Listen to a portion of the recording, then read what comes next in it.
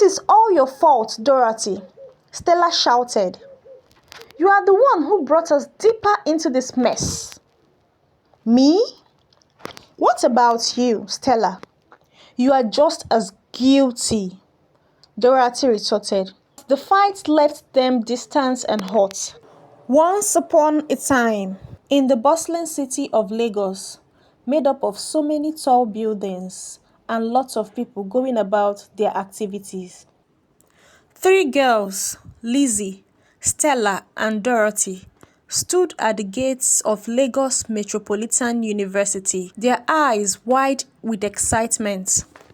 For the 3 girls from a small town in Delta State, Lagos represented opportunity, freedom, and adventure.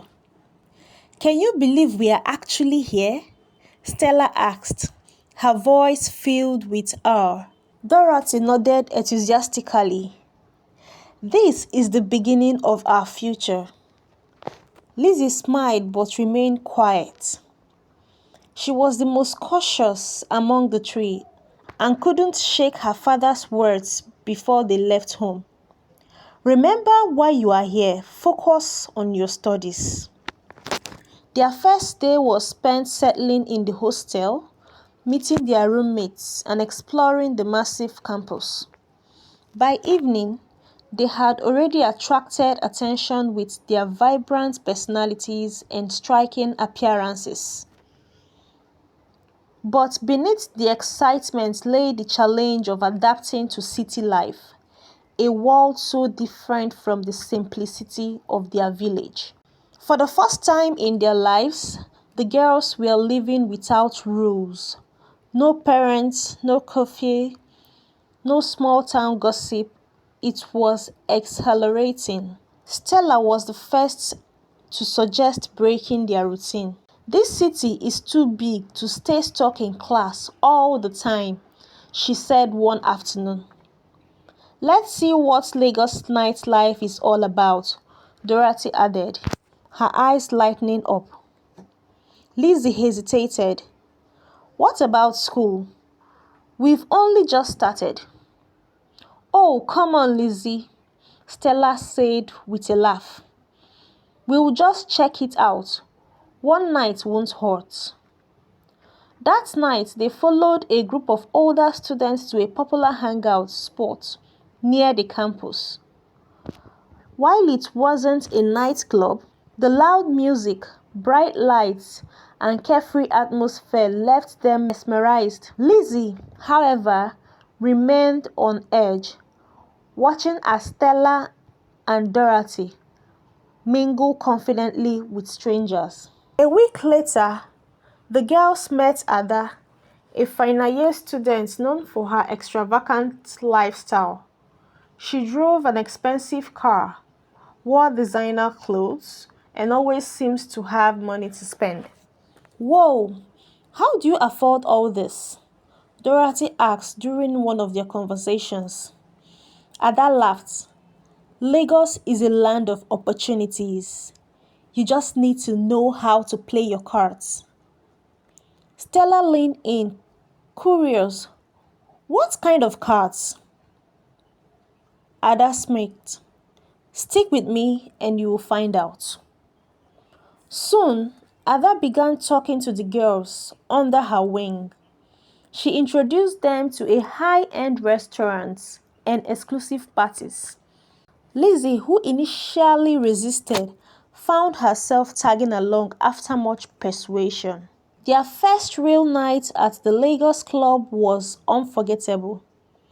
Ada dressed them in her spare outfit, transforming them into versions of themselves they barely recognized. The club was a whirlwind of flashing lights, deafening music, and a scent of expensive perfume.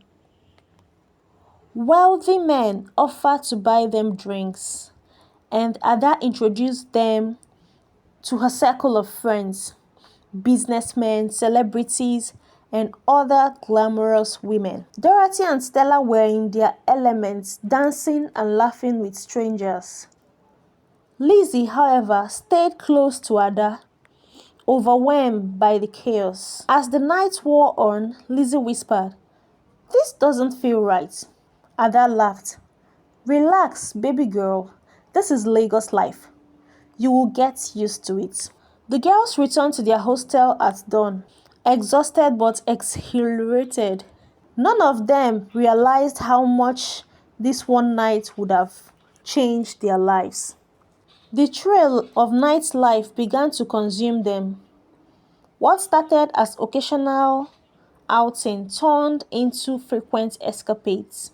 By their third week on campus, the girls were already skipping morning lectures. "I can't believe I slept through Professor Awaje's class," Lizzie said one afternoon, guilt evidence in her voice. "Don't stress," Stella replied casually. "It is just one class. We can always catch up later." But later never came. Their notebook remains empty and their grades began to slip. Lizzie struggled with guilt, but Dorothy and Stella seemed unfazed. "This is what life is all about," Dorothy said one evening. "Who cares about boring lectures when we can have this?" Lizzie wanted to argue, but deep down, she feared losing her friends. Against her better judgment, she stayed quiet, allowing herself to be swept further into their new lifestyle. The more time the girls spent with Ada, the more they were exposed to the luxuries of Lagos nightlife. Expensive phones, designer bags, and flashy cars became the norm in Ada's circle. One night at the club, a wealthy man named Chief approached Dorothy. He was in his 40s, dressed in an expensive suit, and seemed to radiate confidence. "Beautiful lady," he said, handing Dorothy a glass of champagne. "What's your name?" Dorothy, flattered by the attention, introduced herself. By the end of the night, Chief has given her 50,000 naira and promised to take her shopping the following week. "Just like that?" Stella asked in awe when Dorothy showed them the money. "Just like that," Dorothy replied with a smirk. "Lagos is sweet though." Lizzie frowned. "Don't you think this is risky?" "Risky?" Dorothy said. "This is opportunity, Lizzie. Stop overthinking and enjoy life." From that moment, the girls began to crave the easy money and luxurious lifestyle that came with Ada's world. Professor Agba, a seasoned lecturer known for his no-nonsense approach, noticed Lizzie, Stella, and Dorothy's declining attendance and performance. One afternoon, he called Lizzie aside after a lecture. "You are a bright girl, Lizzie," he said sternly, "but you have been sleeping. What's going on?" Lizzie looked down, unable to meet his gaze. "I have just been distracted, sir." "Listen to me," he continued. "Lagos can be a dangerous place for young girls like you. Focus on your studies or you will regret it. Life isn't all about fun." Lizzie nodded, feeling a pang of guilt. But when she told Stella and Dorothy about the conversation, they dismissed it. "Agba should mind his business," Dorothy said. "He doesn't know what we are dealing with." Lizzie felt torn. Part of her wanted to heed to Professor's advice, but the pull of her friends and the nightlife was too strong. The girls became experts at living double lives. During the day, they pretended to be diligent students, attending lectures occasionally and maintaining appearances. At night, they transformed into party girls, frequenting clubs and associating with wealthy men. To their families back home, they sent messages filled with lies. "Mama, school is fine. I am studying hard. Papa, don't worry. I will make you proud." But their lives were far from fine. Lizzie struggled with guilt, Stella immersed herself completely in the lifestyle, and Dorothy became more daring, often taking risks that made Lizzie uneasy. One evening, Lizzie called her older brother Tunde, seeking comfort. "How's school?" he said. "It's okay," she lied, "just stressful." Tunde's voice softened. "Remember, Lizzie, education is your key to a better future. Don't let anything distract you." His words stayed with her long after the call ended, but she didn't know how to break free from the circle she was trapped in. The first signs of trouble appeared when Stella failed her first major test. Her script was almost blank, and the lecturer's harsh comments were scrawled across the top. "Did you even attend class?" "I don't understand how I failed," Stella complained to the group later. "Maybe because you haven't been to class in weeks," Lizzie said pointedly. Stella rolled her eyes. "It's just one test. I'll do better next time." But Lizzie could see the crack forming. Stella's carefree attitude was starting to falter, and the consequences of their choices were becoming harder to ignore. One Friday evening, Lizzie decided she had had enough. "I am not going out tonight," she announced. "What?" Dorothy said, shocked. "Why not?" "I need to study," Lizzie replied firmly. Stella laughed. "Study? Lizzie, come on, don't be boring. We are going to Silver Lunch tonight. Everyone will be there." "I said no," Lizzie insisted. Dorothy frowned. "So you think you are better than us? Don't forget, we are all in this together." Lizzie hesitated. She hated disappointing her friends, and Dorothy's word made her feel guilty. Against her better judgment, she agreed to go. That night, as she danced half-heartedly under a flashing light, Lizzie could shake the feeling that she was losing herself. The girls didn't realize how much Ada had taken advantage of them. She always had them accompany her to parties, but it was clear she was using them to attract attention. "She's just helping us," Dorothy argued when Lizzie pointed it out. "Helping us or using us?" Lizzie countered. But the others refused to see the truth.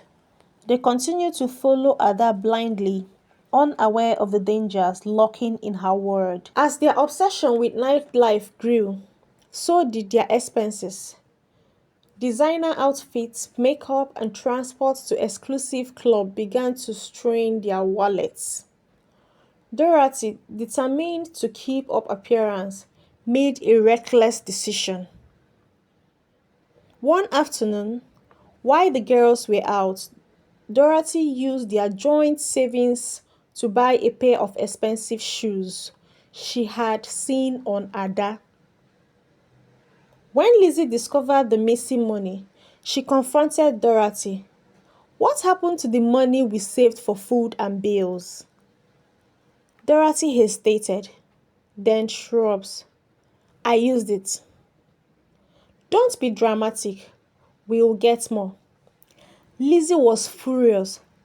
"How could you do this without telling us? That money wasn't just yours." Stella tried to meditate. "Calm down, Lizzie. Dorothy is right. We'll figure it out." But Lizzie couldn't let it go. It was a betrayal of their trust, and it made her question how far Dorothy was willing to go for material things. Lizzie's unease continued to grow. Her grades were slipping. Her relationship with her family was strained, and she felt trapped in a lifestyle she no longer enjoyed. One evening, she stayed behind in the hostel while Stella and Dorothy went out. She opened her dusty notebooks and tried to study, but her mind kept wandering. What am I doing with my life? She whispered to herself. As she stared at her open notebook, Lizzie resolved to make a change. But when Stella and Dorothy returned, glowing from another night out, they laughed at her serious expression. Lizzie, you worry too much, Stella said, throwing herself on the bed. Life is short. Enjoy it. Lizzie forced a smile but knew deep down that things couldn't go on like this. Nightlife became the girl's new reality. Each night blurs into the next, filled with flashing lights, pounding music, and the promise of easy money. Dorothy had become a favorite among the wealthy men Ada introduced to them to. She received expensive gifts and always seems to have cash to spend. But the glamour came at a cost. They were often surrounded by shady characters, and the risks of their lifestyle became increasingly apparent. One night, Lizzie noticed a man glaring at Ada from across the club. "Who is that?" she asked nervously. Ada waved her off. "Don't worry about him. Just enjoy yourself." But Lizzie couldn't relax. The man's piercing gaze and Ada's dismissive attitude left her feeling uneasy.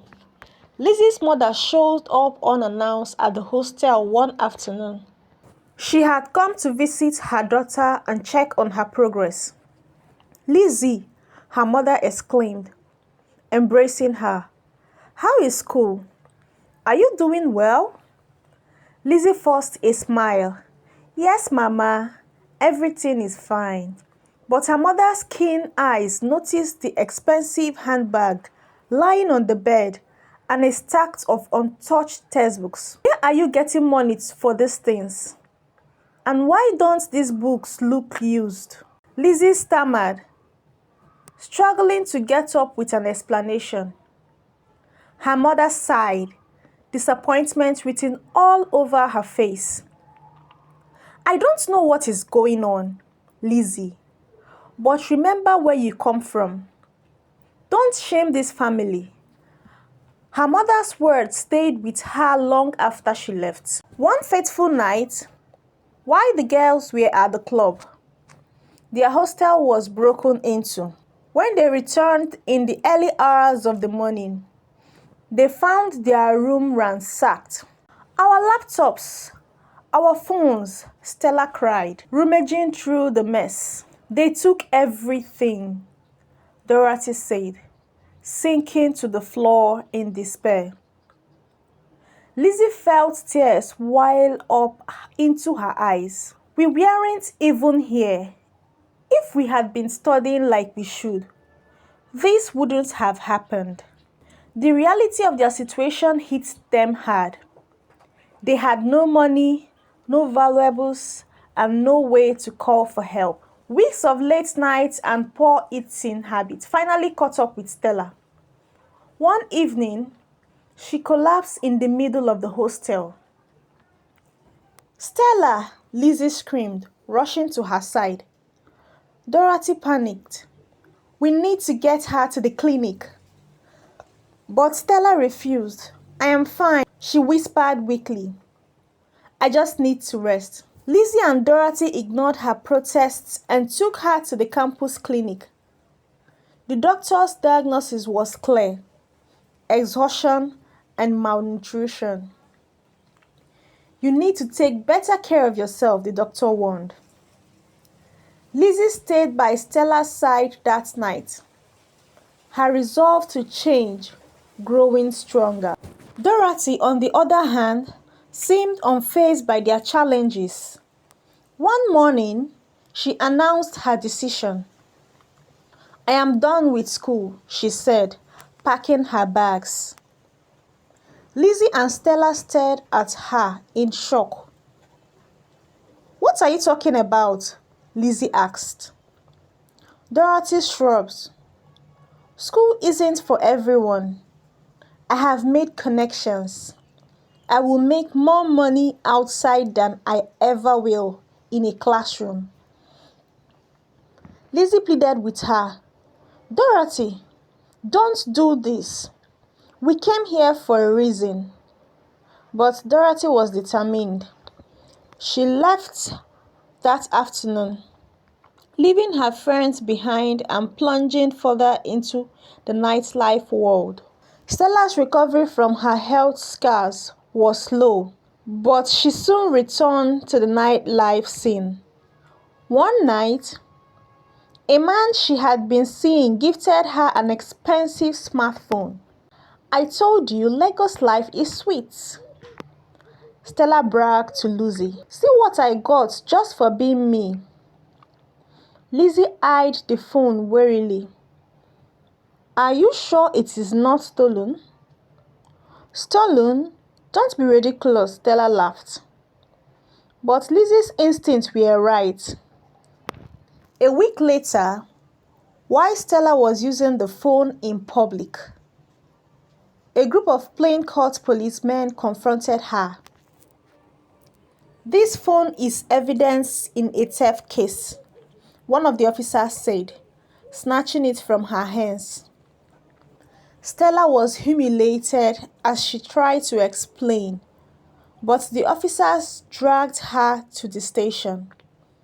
It took Lizzie hours of pleading and borrowed 10,000 bribe to secure Stella's release. As they left the station, Lizzie scolded her friend. This lifestyle is ruining us, Stella. When will you learn? Stella stayed silent, her pride shattered. Things came to the head with Stella when the girls realized she had been stealing from them. Ada had borrowed money from Stella and Dorothy on multiple occasions, promising to pay them back, but she never did. One evening, Lizzie overheard Ada bragging to someone at the club. Those girls, they are just my pals. They will do anything I say. Horrified, Lizzie confronted Ada the next day. You have been using us this whole time. Ada smirked. And what are you going to do about it, little girl? You think you are better than me. Dorothy and Stella sided with Lizzie, cutting ties with Ada. But the damage has already been done. Ada's influence has pushed them into a lifestyle that was spiraling out of control. Lizzie decided she had had enough. She spent hours reflecting on the person she had become since arriving in Lagos. Looking in the mirror, she barely recognized herself. Gone was the ambitious small-town girl with dreams of making her family proud. In her place stood someone exhausted, lost and full of regret. That evening, she told Stella, "We can't keep living like this. I am going back to my studies." Stella sighs. You are right. But how do we even start fixing this mess? We take it one step at a time, Lizzie said firmly. The tension between the three friends finally boiled over. One evening, they argued bitterly about their situation. This is all your fault, Dorothy, Stella shouted. You are the one who brought us deeper into this mess. Me? What about you, Stella? You are just as guilty, Dorothy retorted. Lizzie tried to meditate. We all made mistakes. Blaming each other won't help. But the fight left them distant and hot. Lizzie decided she couldn't wait for them to change. She had to focus on fixing her own life.